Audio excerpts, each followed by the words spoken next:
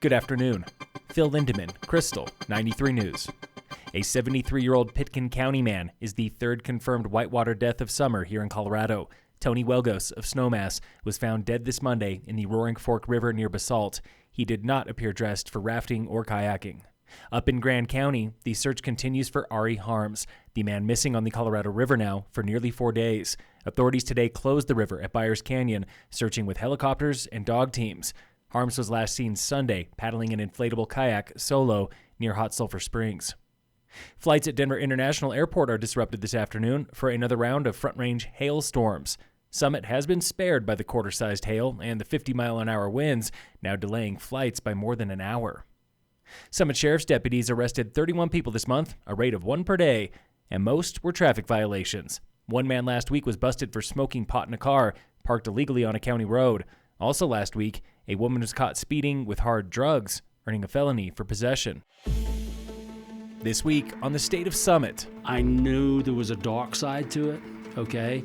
But it was that unusual, unpredictable nature of this profession that attracted me. That was Silverthorne Police Chief John Miner from an exclusive interview with Crystal 93. And I really had no idea what I was getting into. Tomorrow is Chief Miner's last day on the job after 33 years in law enforcement, and he spent all of it right here in Summit.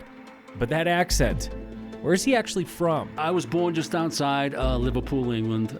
I'm an immigrant. Young John Miner came to the U.S. in 1980 after spending his teenage years as a juvenile delinquent. It was a place called Central Park. We got into a massive fight, bunch of guys. We all got arrested at school. I got taken to the precinct house where my grandfather was the senior sergeant for 31 years. A bit of a legend in law enforcement. Next thing you know, I'm in a cell for 10 hours, no heat, no light, no blanket, and ready to confess to being Jack the Ripper. His first gig in Summit was the jail in 1990, this time on the other side of the bars. The madness and the chaos in the jail was insane. I've never had more people try to take my head off than when I was working that 18 months in the jail. I mean, they came in and they were bitter and drunk and stoned, and then they tried to take your head off. He ran for sheriff in 2004 and learned he had a taste for some politics. I believe that politics is a contact sport.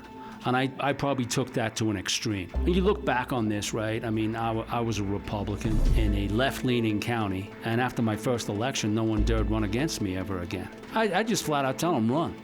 I'll make your life hell. Retirement has Chief Miner reflecting on whether he would give young John Miner a chance. I think Chief Miner would hire John Miner knowing that John Miner was a risk, because John Miner's got a mouth. And John Miner's mouth has got him into trouble more than anything else.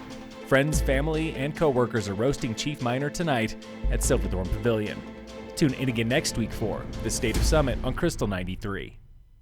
Local fire dangers low today in Summit County with no fire restrictions. In sports, the Rockies face the Diamondbacks tonight at 7:40. Governor Jared Polis is making a friendly wager with Florida Governor Ron DeSantis. If the Nuggets beat the Heat in the NBA Finals, Disney World will come to Colorado. On Twitter, Polis calls Colorado the actual happiest place on earth. DeSantis has no response yet. And in local sports, out on the trails of French Gulch today are trail runners for Race 2 of the Summit Trail Running Series. First heat leaves at 5:30 from the start line at B&B Trailhead. Tune in tomorrow for results. Phil Lindemann, Crystal 93 News.